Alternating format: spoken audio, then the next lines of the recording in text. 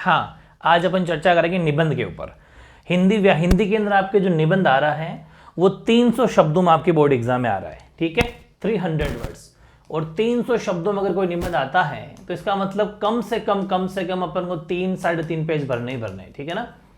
उसको आप कैसे आराम से लिख सकते हो, कोई बड़ी यहाँ घिचपिच की जरूरत नहीं है, साफ सुथरा एकदम क्लियर। कुछ बातों का ध्यान जरूर रखना जो मैं अभी आगे आपको बताने वाला हूँ। और अपन ये भी चर्चा करेंगे कि कुछ इंपॉर्टेंट निबंध कैसे कौन कौन से हैं जो इस बार के लिए इंपॉर्टेंट हो सकते हैं। वैसा आपको पता है कि हर साल मतलब ऐसा मान लीजिए कि भगवान का आशीर्वाद ही मान लीजिए, ये अपन जो लगाते हैं इंपॉर्टेंट वही आ जाते हैं। इस बार भी वैसा ही हो आपके साथ में। बस करना ही क्या है कि अपन को प्रैक्टिस थोड़ी ढंग से करनी है। जैसे अगर आपको निबंध अच्छा करना है तो आप एक ही काम करो, अब से रोजाना का एक निबंध पढ़ना शुरू कर दो। बस सिर्फ पढ़ो, और कभी मन हो गया ना, जैसे भी आपके पास टाइम हो, शाम को सोते टाइम हो गया, बस ठीक है, अब मोबाइल को बिल्कुल मेरी स्टडी वगैरह हो चुकी है, साइड में रख दिया सब कुछ, तो सोने से पहले भी अगर आप 2-3 पेज निबंध लिखते हो, कोई एक भी निबंध कोई सा भी ले लो जिसको आपने पढ़ तो रखा है, अब अपने मन से कुछ लिख लो। उसमें क्या होगा कि 1-2 बार प्रैक्टिस अगर कर लोगे लिखने की, है ना, अगर लिखने की प्रैक्टिस कर लोगे तो उसमें अशुद्धियां जो है आपको पता लग जाएगा, है ना। ये आपको करना है, अशुद्धियां कितनी हो रही है, छोटी छोटी। अब करते क्या है खूब जने जैसे छोटी छोटी अशुद्धियां होती है, उसकी जैसे आ की मात्रा नहीं लगाई तो सोचते हैं इसका क्या लगा दूंगा, नहीं, आपको गोले बनाना है। अगर छोटी भी गलती करिए ना तो आप उसके ऊपर ऐसे गोले बनाओ, फिर काउंट करो कि मैंने गलतियां करी कितनी। देखो छोटी मोटी 3-4 गलती तो चल जाती है, छोटी मोटी, लेकिन वैसे तो उसके भी नंबर कटते हैं, लेकिन 3-4 तक एडजस्ट कर लिया जाता है। लेकिन अगर आप 10 गलती 15 गलती करते हो तो फिर ज्यादा नंबर कटेंगे, फिर वो बहुत गलत बात है। इसका मतलब फिर वो ये मानेगा टीचर कि आपको व्याकरण का नॉलेज बिल्कुल नहीं है, और आप वर्ड लिख रहे हो उसका आपको खुद को ही पता नहीं है उसको कैसे लिखा जाता है। तो एक तो अशुद्धियां कम से कम करनी है। दूसरी बात, आप काट छांट करते हो, जैसे कुछ लाइन लिखी है ना, ऐसे कुछ लाइन लिख दी, ये लिख दी, ऐसे कुछ भी लिख दी, फिर आपको ऐसे काटा, है ना। कोई शब्द लिखते हो, जैसे कि मैंने कह दिया कि रमेश, है ना, रमेश अगर आपने लिखा, गलती से रमेश नहीं लिखना था तो आपने इसको काटा, ऐसे काटते हैं ऐसे, ये गलत है, ऐसा नहीं काटना। अगर गलती से रमेश को काटना भी है नाम लिखे हुए को, तो छोटा सा काट दो, एक कट लगाओ।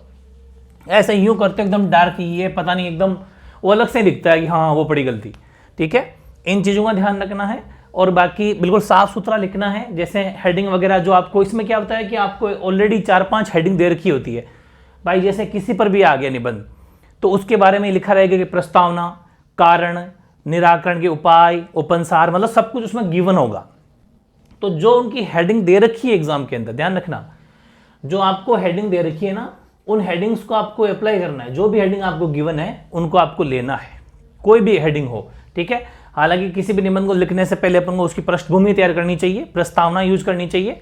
और एक जो आपको ध्यान रखना है वो ये ध्यान रखना है बेसिकली ज्यादातर, कि एक तो सबसे पहले प्रस्तावना तो आएगी भाई, प्रस्तावना तो सबसे पहले आनी है। इस प्रस्तावना में क्या क्या होता है मैं भी आपको बता दूंगा। इसके साथ में, प्रस्तावना के साथ में आपको काट छांट नहीं करनी, वो अपन बात जान ली।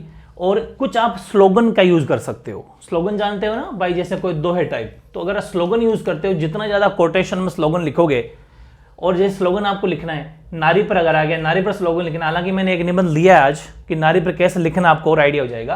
तो जैसे ही एक लाइन लिखी, फिर एक नीचे लाइन लिखी, ऐसे इस तरीके से एकदम स्लोगन। अब इधर थोड़ी सी जगह छोड़ दो, इधर थोड़ी जगह छोड़ दो, मतलब खुला खुला दिखे, और इसमें कुछ भी नहीं लिखना, फिर वापस यहाँ से शुरू हो जाओ, तो एक अच्छा सा इंप्रेशन भी जाता है। कम से कम 2-3 स्लोगन का अगर यूज कर लेते हो तो बहुत अच्छा होगा। उसके लिए क्या करना है अपन को कि रोज का एक टॉपिक आपको लेना है, और उसके ऊपर आपको उसको बस पढ़ देना है। कोई अच्छी सी कोई ग्रामर की बुक ले लेना, व्याकरण की, उसमें आपको ये चीज़ें मिल जाएगी।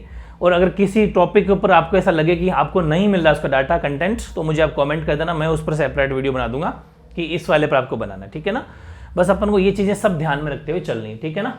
तो बेसिकली स्लोगन का यूज करना है, काट छांट कम करनी है, ये सब ध्यान रखना है। और इस साल के लिए अगर मैं 2024 की बात करूं, 2024 में जो एग्जाम होने वाले हैं आपके बोर्ड का एग्जाम, 2024 के लिए मेरे हिसाब से जो मुझे ठीक लगता है इंपॉर्टेंट, अगर अपन बात करें, मतलब वैसे तो आप रोज का एक पढ़ सकते हो, लेकिन ये सब जो मैंने इंपॉर्टेंट लगाई ये तो आपको पढ़ना ही पढ़ना है, ठीक है। जैसे कि कैशलेस अर्थव्यवस्था, अब आपको पता है कि कितना हम लोग जो है कैशलेस के ऊपर काम कर रहे हैं, हर काम अपना कैशलेस हो गया, मतलब जहां भी जाओ ऑनलाइन पेमेंट कर देते हैं अपन। लेकिन कैशलेस अर्थव्यवस्था एक अच्छा कदम है, अच्छा प्रयास है, लेकिन चुनौतीपूर्ण सकारात्मक कदम है ये, क्योंकि आपको पता है इसमें आप अच्छे से मन से लिख सकते हो बहुत सारी बातें बना बना के भी, क्योंकि केसलेस और उसमें स्लोगन डाल देना 2-3 स्लोगन। आपको अगर इन टॉपिक्स पर नहीं मिल रहे हो अच्छे तो मुझे बता देना, कभी मैं सेपरेट वीडियो रख दूंगा स्लोगन्स का, जो 2-2 लाइन 2 टाइप होते हैं ना, उनका मैं अलग बना दूंगा। क्योंकि चुनौतीपूर्ण क्यों है भाई, हमारे यहाँ पर आज भी सारे लोग पढ़े लिखे नहीं है, खूब जाने हमारे यहाँ पर लोग हैं जो अभी पढ़े हैं, कम जानते हैं इंटरनेट वगैरह में, उनके साथ में धांधली हो जाती है। तो ये चुनौतीपूर्ण सकारात्मक कदम तो अच्छा है, सकारात्मक कदम, और चुनौतीपूर्ण है, ये वेरी इंपॉर्टेंट है। दूसरा अपना हो सकता है स्वच्छता का महत्व है। स्वच्छता का महत्व भी आपको पता है, सफाई अभियान बहुत ज्यादा चल रही है इंडिया में, और बहुत ज्यादा स्वच्छता पर, क्योंकि सारा बीमारियों का घर है, अगर अपन स्वच्छ नहीं रहेंगे तो ये भी एक बहुत बड़ा इंपॉर्टेंट बन जाता है। तीसरा इंटरनेट सूचना की क्रांति या इंटरनेट का विद्यार्थी जीवन में प्रयोग, विद्यार्थी जीवन उपयोग, सारी चीजें इसमें आ सकती है। इंटरनेट से संबंधित कोई भी बात आए, ये आ सकता है कि विद्यार्थियों के लिए ऑनलाइन शिक्षा, उसमें भी इंटरनेट का यूज ही तो है। तो मतलब कैसा भी आए इंटरनेट के बारे में आपको एक बार पढ़ना है, ठीक है। और फिर एक ये थोड़ा मैंने कल्चर का टाइप लिया है, क्योंकि कल्चर वाली चीजें भी आती है। राजस्थान और पर्यटन, भाई आपको पता है राजस्थान में पर्यटन के बहुत अच्छे भंडार हैं, पर्यटन का बहुत अच्छे हमारे पास में स्रोत है यहाँ पर, और पर्यटन से हमारे को अच्छी खासी रेवेन्यू भी मिलती है, अर्थव्यवस्था मजबूत होती है। तो पर्यटन में जितने भी राजस्थान में पर्यटन, थोड़ी प्रस्तावना लिखेंगे कि ये पर्यटन से ये फायदा होता है, फिर कौन कौन से पर्यटन स्थल हैं, ये सब बातें इसके बारे में बता सकते हो अच्छी खासी, और पर्यटन के वो अपन को बेनिफिट बता सकते हो। सब लोगों को रोजगार भी मिलता है, खूब सारे जो टूरिस्ट यहाँ पर अगर आते हैं तो वहाँ पर रहेंगे, स्टे करेंगे, होटलों में रहेंगे, खाना खाएंगे, मतलब काफ़ी लोगों को रोजगार से मिलता है। एक ये भी बड़ा इश्यू है आजकल, आपको पता है हर चीज मिलावट में आ रही है। तो खाद्य पदार्थों में मिलावट और भारतीय समाज, हमारा समाज है और खाद्य पदार्थों में मिलावट है। आप समझ तो गए होंगे कि उनके साथ में क्या हो रहा है।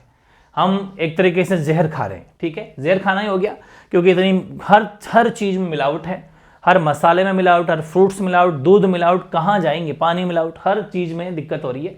ये भी एक अच्छा इशू बन सकता है। प्लास्टिक की थैली वाला भी वेरी इंपॉर्टेंट है। प्लास्टिक की थैली पर्यावरण की दुश्मन है, नो डाउट, इसमें कोई दिक्कत नहीं है।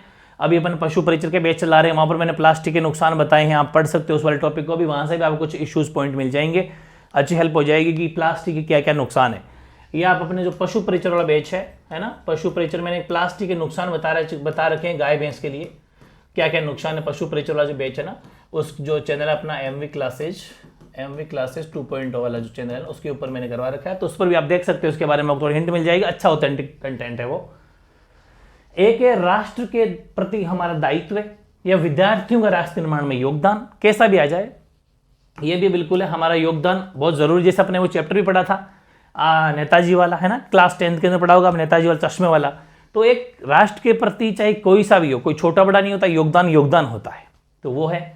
और बेरोजगारी की समस्या बहुत विकराल समस्या हो रही है, क्योंकि पॉपुलेशन तो बढ़ती जा रही है और लोगों के पास रोजगार है नहीं, बुरी हालत हो रही है। बेरोजगारी की एक समस्या बड़ी मुश्किल हो रही है। और ये थोड़ा सा हथियारों का, बमों का प्रयोग मानव के लिए विज्ञान वो वरदान है या अभिशाप, ये भी आ सकता है, क्योंकि साइंस में नए नए प्रयोग होते जा रहे हैं, हालत खराब हो रही है, पॉजिटिव भी है तो नेगेटिव भी है। ये सब बातें मैंने 9 आपके छांटे और एक मैंने लिख दिया नारी के ऊपर। नारी से संबंधित, चाहे वो नारी, अबला नारी या नारी के बारे में कैसा भी, नारी शिक्षा, नारी, हम भारतीय नारी और समाज, कुछ भी आए तो वो नारी वाला आपको लिखना है, ठीक है ना। ये सब बातें अपन को ध्यान में रखनी है। ये तो इंपॉर्टेंट निबंध है। बाकी आपको पता ही है जो मैंने कंटेंट पहले लिखवाया था, ये सब बातें जो पेज पीछे अपन लास्ट ईयर भी पढ़ ली थी कि निबंध के बारे में अपन क्या क्या ध्यान रखना चाहिए। ये कुछ बेसिकली नॉलेज अगर चाहें तो इसको पढ़ लेना, वैसे इतना डीप जाने की जरूरत नहीं हो, तो मैंने ऐसे आपके लिए कुछ प्रयास किए थे, बहुत इंपॉर्टेंट बातें हैं ये। बेसिकली अपन चाहें तो थोड़ा सा ये देख सकते हैं कि हमें रूपरेखा अच्छी होनी चाहिए, जैसे प्रश्न, अनावश्यक बातों को स्थान न दिया जाए, विचारों क्रम मत लिखा जाए, कुछ खास बातें निबंध की। आदि की बात को प्रस्तावनी और अंत की बात को उपन्यास के स्थान देना चाहिए। आदि मतलब प्रारंभ की कोई भी बात हो उसको प्रस्तावना में देनी चाहिए और अंत की बात को उपन्यास में लिखना चाहिए। ये सब बातें हैं। इस प्रकार महात्मा गांधी विषयक निबंध की, अगर महात्मा गांधी के बारे में अगर सपोज आपके लिखना आ जाए, एग्जाम्पल ये एग्जाम्पल है, ये एक एग्जाम्पल है, सपोज महात्मा गांधी पर आपको निबंध लिखना पड़े तो आप कैसे लिखोगे। सबसे पहले प्रस्तावना, गांधी जी के आविर्भाव के समय भारत की दशा, उनका प्रारंभिक जीवन, अफ्रीका में सत्याग्रह, भारत में स्वतंत्रता आंदोलन, राष्ट्रीय एकता के लिए प्रयास किया, अछूतों द्वार, और लास्ट में उपन्यास गांधी जी की महत्ता इसमें डाल सकते हैं। ये एक एग्जाम्पल है कि हमें प्रस्तावना में हमेशा शुरुआत की चीज डालनी है कि गांधी जी कैसे इंडिया में आए, कहां से आए, क्या क्या काम किया, फिर नीचे लास्ट में फिर गांधी जी की महत्ता जो उपन्यास में डाली जाती है। ये एक एग्जाम्पल था। इस तरीके से अपन को किसी भी टॉपिक की शुरुआत करनी है तो सबसे पहले प्रस्तावना में कोई इंपॉर्टेंट चीजें डालनी है और उपन्यास के अंदर लास्ट में जो अपन को एंड करना वो चीज डालनी है। नोट लिखा है, याद रहें, स्मरण रहें कि रूपरेखा निबंध का अंग नहीं है, इसको निबंध में स्थान न दिया जाए। परीक्षा के उत्तर पुस्तिका के बाएं पृष्ठ पर लिख दिया जाता है रूपरेखा को। अलग से रूपरेखा होती है ना, ये रूपरेखा होता है कि हम इसमें क्या क्या ले रहे हैं रूपरेखा में, वो अपन लेफ्ट साइड में लिख देते हैं। वैसे आजकल तो क्या है कि ये सब आपके तो क्या है कि ये तो मैंने हाई लेवल बता दिया, आपके तो सब कुछ पॉइंट लिखे हुए रहते हैं कि आप इस पर लिखो, तो वैसे भी कोई दिक्कत वाली बात नहीं है, लेकिन फिर भी चाहो तो पढ़ लो। शैली बिल्कुल सरल होनी चाहिए, बिल्कुल ईजी बातें समझनी है अपन को, भाषा बिल्कुल सशक्त हो ताकि अगला अच्छे से पढ़े लेकिन उस पर कुछ प्रभाव पड़े। एकदम देसी भाषा में नहीं, बिल्कुल सिंपल लैंग्वेज लिख रहे, ऐसा भी नहीं कि पर्यावरण होगा तो ये हो जाएगा, ऐसा कोई टॉपिक अगर हो, जैसे पर्यटन का तो पर्यटन होगा तो हमें पैसा मिलेगा, ऐसा पैसा मिलेगा, ऐसे नहीं लिखनी है। ऐसा लिखना है कि भाई अगर राजस्थान में पर्यटन को बढ़ावा मिलता है तो हमारी अर्थव्यवस्था मजबूत होगी, राजस्थान के निवासियों को रोजगार के साधन अवेलेबल होंगे, थोड़ी मतलब अवेलेबल का मतलब है राजस्थान के रोजगार के साधन मिलेंगे। ऐसे कुछ इफेक्टिव लैंग्वेज का प्रयोग करना है, प्योर है ना, वो चीज़ें ध्यान रखना। और बाकी यही चीज़ है अपन, जैसे कि प्रश्नवाचक या भावादिबोधक वाक्य में भाषा अच्छी, बिल्कुल अगर कोई प्रश्नवाचक कोई चीज़ पढ़ो कि जैसे क्या लाइन डाल दो, सपोज पर्यटन का ही है, क्या पर्यटन को बढ़ावा देना चाहिए, ऐसा लिख के आगे क्वेश्चन मार्क लगा सकते हो कि हमें पर्यटन को बढ़ावा क्यों देना चाहिए, और फिर क्वेश्चन मार्क लगा दो और फिर उसके नीचे बात लिख दो। क्वेश्चन लिखने की जरूरत नहीं है, बस सीधे ही कि हमें पर्यटन को बढ़ावा देना चाहिए या नहीं, क्वेश्चन मार्क, या फिर हमें देना चाहिए क्या, क्वेश्चन मार्क। थोड़ा इफेक्टिव बनता है। ऐसी चीज़ों का भी अगर आप निबंध के बीच में डालते हो तो थोड़ा इफेक्टिव उसका जो आपका निबंध बन जाता है, ठीक है। और दूसरी बात है किस प्रकार विदेशी भाषा मातृभाषा, ये तो खैर कोई दिक्कत नहीं है, ये तो ऐसे नॉर्मल पढ़ो तो पढ़ लेना, वो कोई बात नहीं है। और अलंकार का प्रयोग भी कर सकते हैं अपन, थोड़ा बहुत अलंकार का प्रयोग भी कर सकते हैं। अलंकारों का प्रयोग करने से और मुहावरे लोकोक्तियों का प्रयोग करने से भी थोड़ा मजबूत होता है। जैसे सूरदास जी के पदों का गायन सुनकर मेरा मन मयूर नृत्य करने लगा, अब जैसे एक एग्जाम्पल ही है, ऐसा कुछ अगर सूरदास जी के बारे में आता तो आप ऐसा लिख देते कि सूरदास जी के पदों का गायन सुनकर मेरा मन मयूर नृत्य करने लगा। ऐसा थोड़े से इसमें रूपक अलंकार है, ऐसा कुछ इफेक्टिव चीज डालोगे तो और ज्यादा आपका जो है बहुत सुंदर बनेगा, बहुत अच्छा इफेक्टिव बनेगा आपका निबंध। और जैसे कि माता का हृदय नवनीत के समान कोमल होता, ऐसी कुछ ये चीजें हैं जो आप जहां पर सेट हो रही हो वहां पर इसको बिठा सकते हो। कि मेला देखने आया था वहां मित्र अखिलेश ने मुलाकात हो गई, एक पंथ दो काज हो गए, ऐसा भी हो जाए। जैसे अपन को मेले में कोई बात लिखनी हो कि मैं वहां और मेला देखने गया था, मेरा फ्रेंड और मैं तो गया तो मेला देखने के लिए था, मित्र अखिलेश मिल गया, एक पंथ दो काज हो गए। तो मतलब ऐसी चीजें डाल सकते हैं अपन, कोई दिक्कत वाली बात नहीं है ना, थोड़ा अच्छा बनेगा। फिर जैसे ये मुहावरा है कि विदेशी भाषा पर पूर्ण अधिकार प्राप्त करना टेढ़ी खीर है, कि विदेशी जो भाषा है हमारी अंग्रेजी, उस पर कंट्रोल करना बहुत मुश्किल है क्योंकि लोगों को अंग्रेजी अच्छी लगती है, बढ़ती जा रही है, तो टेढ़ी खीर है, ये मुहावरा डाल दिया। तो मतलब ऐसी चीजें अपन थोड़ी थोड़ी डाल सकते हैं तो थोड़ा अच्छा असर पड़ता है उस पर। और ये जैसे कि शैली में सुक्तियों का प्रयोग भाव स्पष्ट में सहायक सिद्ध होता है। कुछ सुक्तियां यूज कर सकते हो कि हम खेले कूदे हर्ष युद्ध जिसकी प्यारी गोद में, हे मातृभूमि तुझको निरत मग्न क्यों न हो मोद में। ये अगर पर्यावरण पर आता हो, हमारी मातृभूमि पे आता हो तो ऐसे स्लोगन डाल सकते हैं। स्लोगन इसे बोलते हैं, ऐसे लिखते हैं स्लोगन, ठीक है। तो हर टॉपिक में अपन स्लोगन का भी यूज कर सकते हैं। बाकी निबंध के 3 भाग होते हैं, आदि मतलब प्रस्तावना, फिर बीच का, लास्ट में उपन्यास अपन को लेना होता है। ये चीजें हैं। अब मैं एक इंपॉर्टेंट आपके लिए लूंगा अभी, ये तो खैर आप चाहो तो कोई मैंने नॉलेज के लिए बताया, देख लेना छोटा मोटा। ये निबंध के 3 भाग होते हैं, कौन कौन से होते हैं, मैंने पूरी थ्योरी लिख दी आपके लिए नॉलेजेबल। बाकी ये मैंने आज का टॉपिक लिया है, ठीक है। ये निबंध है, वेरी इंपॉर्टेंट निबंध है, बहुत ज्यादा इंपॉर्टेंट है। इसको मैंने अब नारी से संबंधित कोई सा भी निबंध आ जाए, चाहे भारतीय नारी और समाज या नारी और भारतीय समाज, नारी की शिक्षा, ईश्वर की सर्वश्रेष्ठ कृति नारी, कैसा भी नारी से संबंधित अगर आ जाए तो आपको ये लिख देना बोले, ठीक है ना। कैसे लिखना है, हालांकि आपको पॉइंट दिए हुए रहेंगे, मैंने आज पॉइंट लिखे नहीं, सिर्फ प्रस्तावना लिखे, बाकी पॉइंट नहीं लिखे। क्योंकि पॉइंट इसलिए नहीं लिखे क्योंकि पॉइंट्स अपन को जो दे रखे हैं वो लिखना है। मैं बता दूं कैसे लिखना है, जो आपको एग्जाम में दे रखे होंगे ना वो पॉइंट्स लिखना। जैसे सबसे पहले प्रस्तावना, तो नारी ब्रह्म विद्या है, श्रद्धा है, शक्ति है, पवित्रता है, वह सब कुछ है जो इस संसार में सर्वश्रेष्ठ के रूप में दृष्टिगोचर होता है।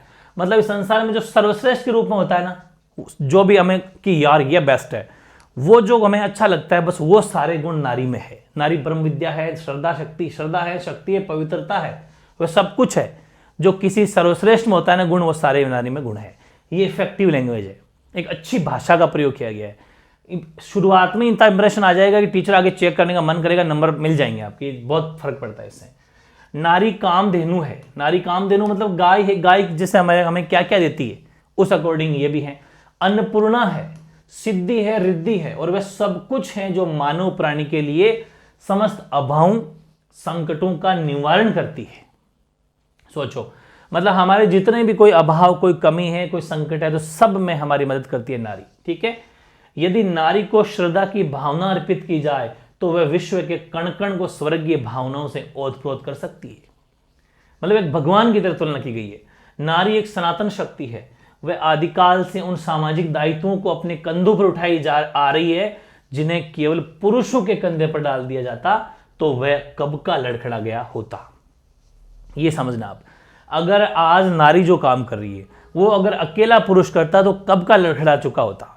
आजकल नारी को आप घर में ही काम देख लो, नारी घर का काम देखती है, बच्चों को संभालती है, न जाने क्या क्या काम। मैं तो कहता हूं सिर्फ घर का काम ही अगर नारी संभालती है तो वो काम छोटा नहीं है, घर का काम बहुत मुश्किल काम है। ठीक है, उसे आप घर का काम करके देखो, ऑफिस में जाना, अपने बाहर काम करना बेहद आसान है, टाइम पास होता है, मनोरंजन होता है, बाहर घूम लेते हैं, लेकिन घर में जो हजारों काम होते हैं उनको संभाल के रखना बहुत तपस्या वाला काम है, छोटा मोटा काम नहीं है। ठीक है, भौतिक जीवन की लालसाओं को उसकी पवित्रता ने रोका और सीमाबद्ध करके उसे प्यार की दिशा दी। कौन? ये नारी। कब का लड़ाया होता है, भौतिक जीवन की जो लालसा और उसकी जो पवित्रता है उन्हें रोका। और मतलब अब ये भी तो सोचो, नारी है सब कुछ, बाहर जाएगी तो अपने पूरे सिस्टम से नारी पर ही बातें चलती है कि नहीं ये पहनावा होना चाहिए, तो भी सहन कर रही है, सब कुछ सहन कर रही है आज नारी। ठीक है, पुरुष के लिए सब छूट है, लेकिन फिर भी हर तरह से अपने जो है सबको, सभी पवित्रता को, संस्कारों को रखते हुए आप आगे बढ़ रही है।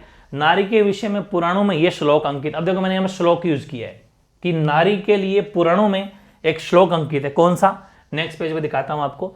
ऐसे मतलब थोड़ा इफेक्टिव आंसर बनेगा, बहुत तगड़ा। इनको आपको ऐसे 4 लाइनों में लिखना है, पूरी 4 लाइनों में लिखना है। विद्या समस्तास्त्व देवी भेदा, स्त्रिया समस्ता सकला जगत्सु, और त्वेथ्य क्या पुरितम ये का ते स्तुति समस्तु परोकित। मतलब अगर ये याद हो जाता हो, थोड़ी प्रैक्टिस करने से पहले याद ना हो, लिखना आ जाता है अपन को। प्रैक्टिस करेंगे ना तो पहले याद में तो लिखना आ जाता है। ये थोड़ी प्रैक्टिस हो जाए, अच्छा। हालांकि थोड़ा मैंने लेवल का ले लिया, कुछ इजी भी होते हैं, आप चाहो तो 2 लाइन का भी ले सकते हो, बहुत सारी बातें। ये इसका अर्थ ये है कि हे देवी, आप नीचे अर्थ भी लिख सकते हो, जैसे अपने 4 लाइनें लिखी, फिर इसका नीचे लिखेंगे भावार्थ है कि, या अर्थ है कि हे देवी, संसार की समस्त विद्याएं तुमसे निकली हैं और सब स्पृहाएं तुम्हारा ही स्वरूप है, समस्त विश्व एक तुम्ही से पूरित है, अतः तुम्हारी स्तुति किस प्रकार की जाए। हम मतलब सब कुछ तुम ही हो, तो बताओ तुम्हारी स्तुति तुम्हें किस हिसाब से हम रखें, किस हिसाब से तुम्हें याद करें। वेदों में भी नारी का, अब नीचे देखो, यहां पर आपको जो भी पॉइंट दे रखा होगा कि नारी की महत्ता, तो वहां पर ये वाली बात डाल सकते हो। जो हेडिंग आपको उस एग्जाम में दे रखी है वो डालनी है। ठीक है, जैसे कि अपने पुराणों की बात की थी, अब अपने वेदों की बात करते हैं। वेदों में नारी का गौरवमय स्थान इससे भी ज्ञात होता है कि नारी को ही घर कहा गया है। नारी को, वेदों में नारी को घर कहा गया है। सोचो आप, स्त्री की प्रतिष्ठा अपने गुणों और योग्यता के आधार पर ही है। वेदों की तरह ब्राह्मण ग्रंथों में भी नारी का गौरव वर्णित है। बिल्कुल, यहां नारी को सावित्री कहा गया है। किसमें? ब्राह्मण ग्रंथों में। विभिन्न शास्त्रों में प्रतिपादित नारी की इस विशेषता का आधार उसकी अंतर्निहित क्षमता एवं सद्गुण संपत्ति है, जिसे प्राचीन समय में विकसित होने का पूर्ण अवसर थे। थोड़ी इफेक्टिव लैंग्वेज है, ऐसी लैंग्वेज का, भाषा का प्रयोग करोगे तो अच्छे नंबर मिलते हैं, बाकी इजी तो होती है। मनुस्मृति में भी क्या बताया गया है, ये कुछ देखो, वेदों में, पुराणों में, मनुस्मृति में, ये सारी चीजें जो महत्ता है नारी की, मनुस्मृति में बताया गया है कि जहां नारियों का सम्मान, उनकी पूजा होती है, वहां देवता निवास करते हैं, और जहां इसका सम्मान नहीं होता वहां प्रगति, उन्नति की सारी क्रियाएं विफल हो जाती है। वहां जहां नारी का सम्मान नहीं होता वहां प्रोग्रेस इम्पॉसिबल है, उस देश की प्रगति या उन्नति बिल्कुल भी पॉसिबल नहीं है। नारी समाज का वह स्तंभ है जिसके बिना समाज का निर्माण नहीं हो सकता। नारी को वैदिक काल से अनेक रूपों में पाया जाता है। महाशक्ति, लक्ष्मी, पार्वती के रूप में 3 शक्तियां आज भी समाज की आराध्य देवियां मानी जाती है। अर्धनारीश्वर भगवान शिव की कल्पना इसी का प्रतीक है। नारी के अभाव में कोई भी पारिवारिक, धार्मिक अनुष्ठान या फिर सामाजिक दायित्व पूरा नहीं हो सकता। ये हेल्प है, आप चाहें तो आपके पास में नारी का कोई भी निबंध हो पढ़ सकते हो, इनसे भी कुछ हेल्प ले सकते हो। आप कुछ लाइनें अपने उसमें डाल लो ताकि इफेक्टिव बन जाएगा, ठीक है। और नारी ने अलग अलग सीमा में रहकर इस समाज को उन्नति के शिखर पर पहुंचाने की जिम्मेदारी भी स्वयं को अलंकृत किया है। सबसे पहले यदि प्राचीन ग्रंथों में नारी के लिए प्रयुक्त सभी शब्दों की व्युत्पत्ति पर ही सही विचार करें तो स्पष्ट हो जाएगा कि मध्यकालीन अंधकार युग से पहले हम अपने यहाँ महिलाओं के प्रति समाजस्त्रियों का मनोभाव क्या था। देखो कुछ प्रश्न भी अपन कर रहे हैं, क्वेश्चन मार्क भी लगा रहे हैं, स्लोगन का प्रयोग भी कर रहे हैं। ऐसी चीजें जब लिखोगे तो इंटरेस्टिंग बन जाएगा, बहुत इंपॉर्टेंट बन जाएगा। वेदों में तो नारी का गौरव अनेक प्रकार से वर्णित है, जैसे कि स्त्री ही ब्रह्मा वभिवित। इसका मतलब यह है कि स्वयं विदुषी होते हुए भी अपने संतान को सुशिक्षित बनाती है स्त्री, ठीक है ना। ब्रह्म ज्ञान का अधिष्ठाता है, वही यज्ञों का संचालन करता है, वही ज्ञान विज्ञान में श्रेष्ठ होता है, अतः उसे यज्ञ में सर्वोच्च स्थान दिया जाता है। उसी प्रकार से जैसे भाई ब्रह्म ज्ञान है और ज्ञान विज्ञान में श्रेष्ठ होता है यज्ञ का संचालन करने वाला। अब जो ब्रह्म अगर ज्ञान है, यज्ञ का जो संचालन करता है वो सबसे सर्वश्रेष्ठ होता है, और यज्ञ का संचालन करता कौन है? ब्रह्म। इसलिए उनको ज्ञान विज्ञान में श्रेष्ठ होता है, तो यज्ञ में सर्वोच्च स्थान दिया गया ब्रह्म को, ठीक है ना।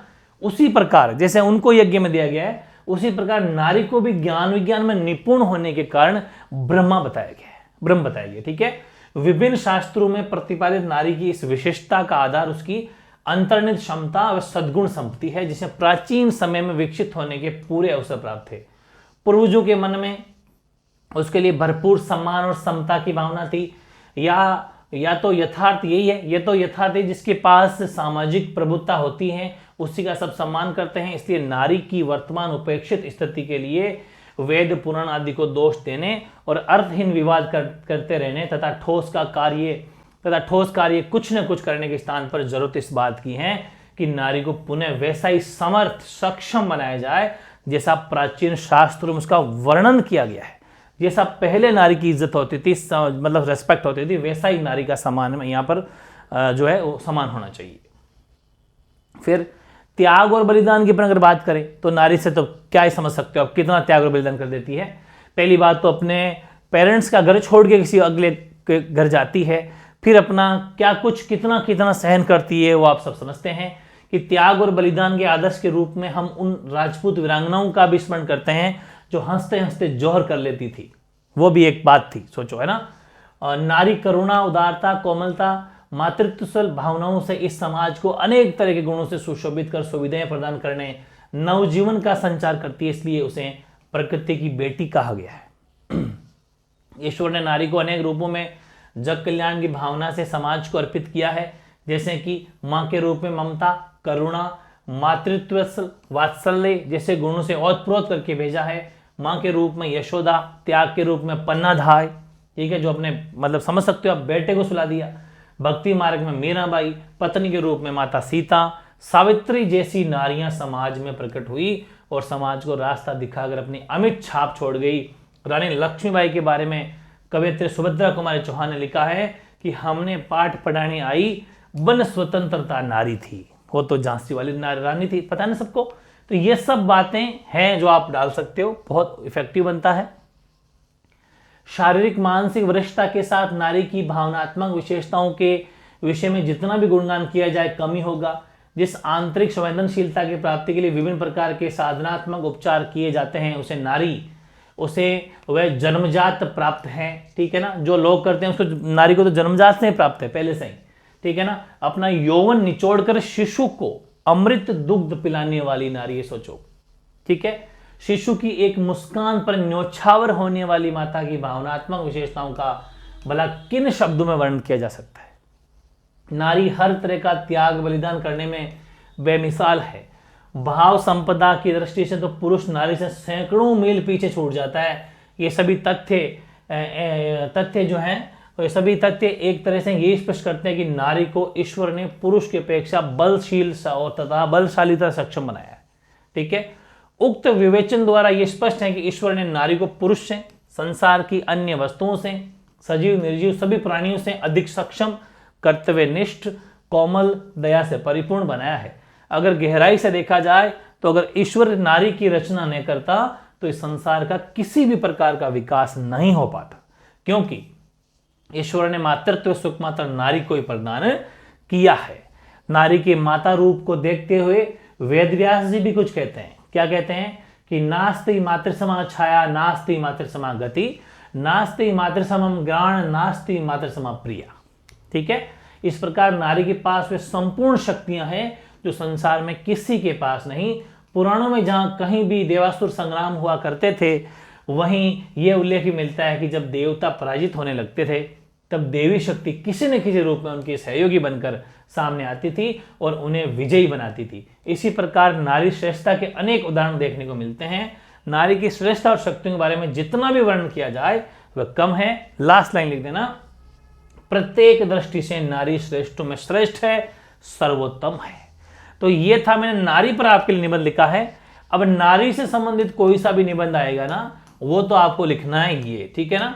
फिर भी आप कोई अपने हिसाब से भी एडजस्ट कर सकते हो, उनमें ये कुछ हेल्प आपकी हो जाएगी, ठीक है ना, उसमें हेल्प हो जाएगी।